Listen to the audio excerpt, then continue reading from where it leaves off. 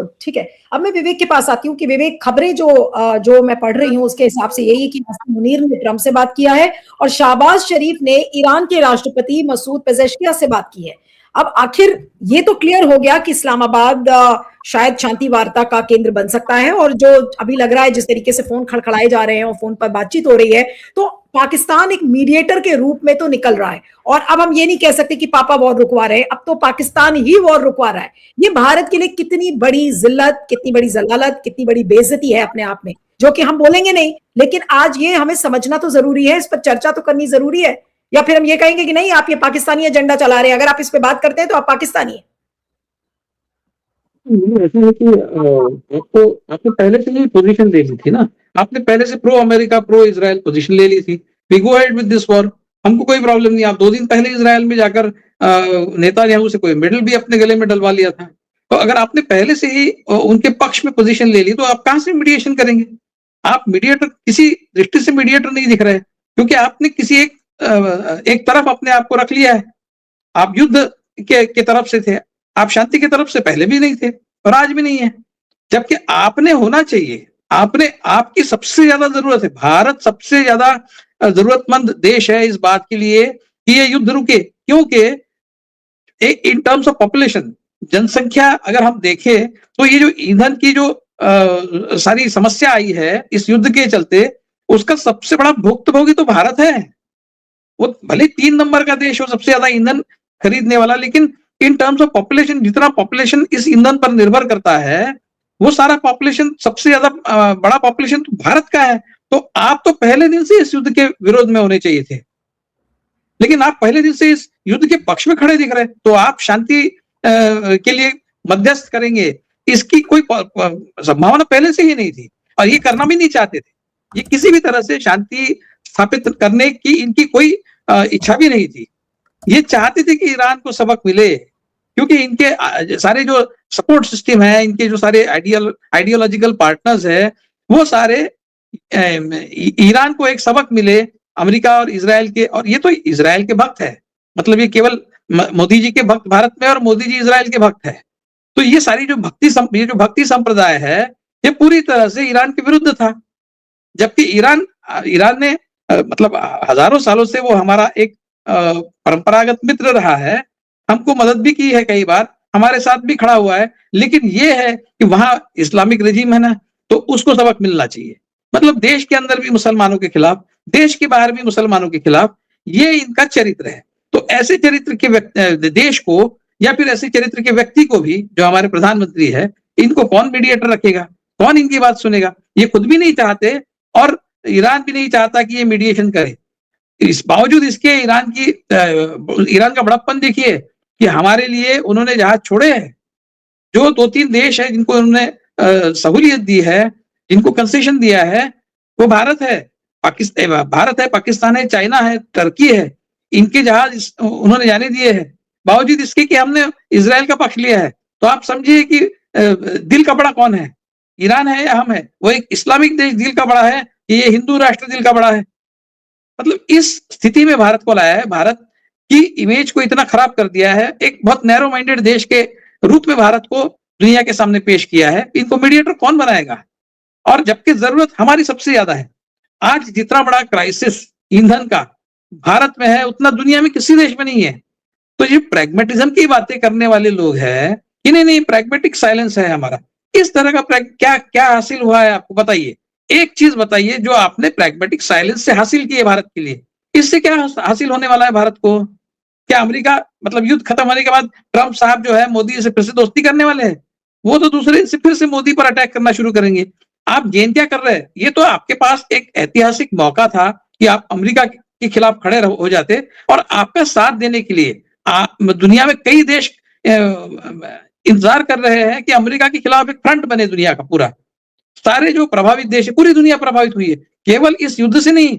युद्ध से पहले जो एक वाणिज्य का युद्ध ट्रंप ने पूरी दुनिया पर थोपा था, टैरिफ वॉर जो पूरी दुनिया पर थोपा था, उससे सारे देश पहले से ही प्रभावित थे, उससे सारे देश पहले से ही आहत थे। और फिर उसी ट्रंप ने इस युद्ध को दुनिया पर थोपा, जिसका प्रभाव जो है पूरी दुनिया पर फिर एक बार नेगेटिव तरीके से हम देख रहे हैं।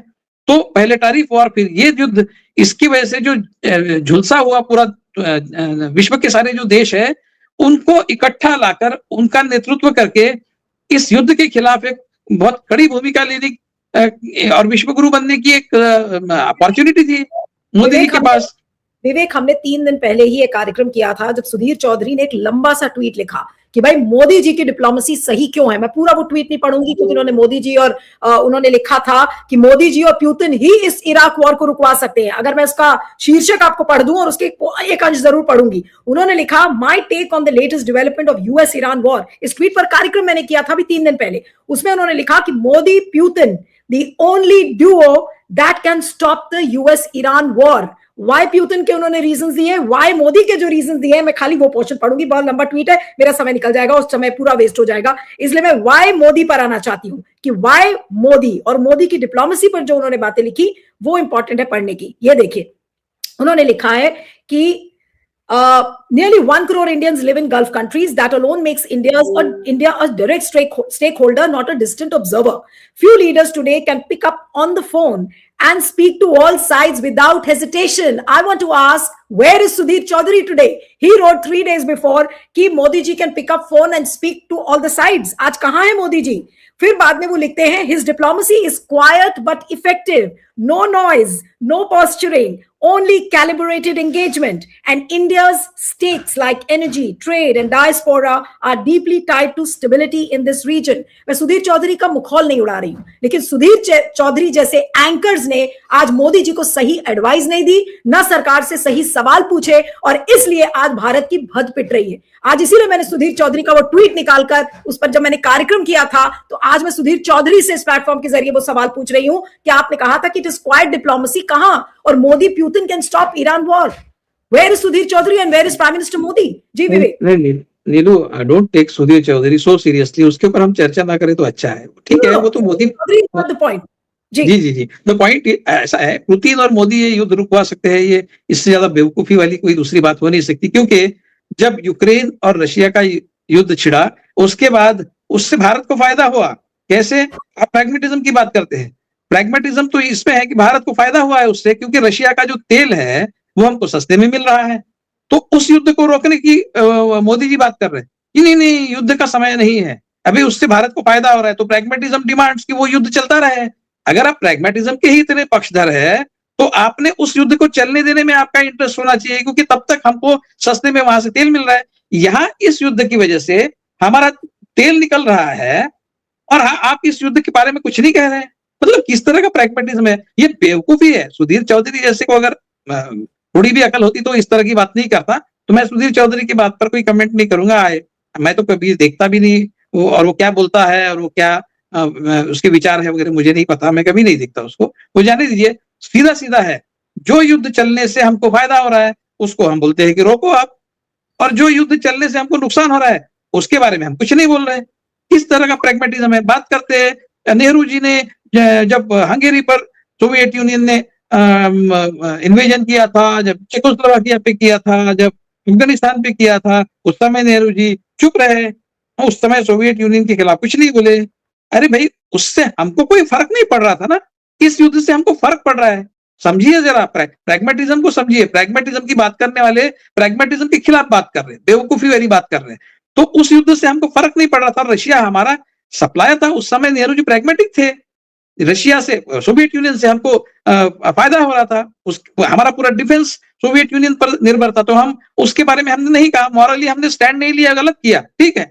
लेकिन कई बार आपको प्रैक्टिकल भी रहना पड़ता है। उस समय नेहरू जी प्रैक्टिकल रहे, कभी प्रैक्टिकल कभी मॉरली अपराइट। ऐसा आपको एक मिक्स फॉरेन पॉलिसी करनी पड़ती है, जो नेहरू जी ने की। आप न तो मॉरलिटी करते हैं ना प्रैग्मेटिज्म करते हैं, आप किस तरह के प्रधानमंत्री है?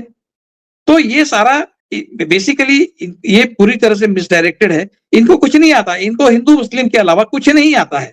इसीलिए ये इनकी फॉरेन पॉलिसी इस तरह से पूरी तरह से बेवकूफ भरी है और पूरी तरह से फेल्यूर है, क्योंकि ये देश के अंदर भी हिंदू मुस्लिम करते हैं और देश के बाहर भी ये हिंदू मुस्लिम करते हैं।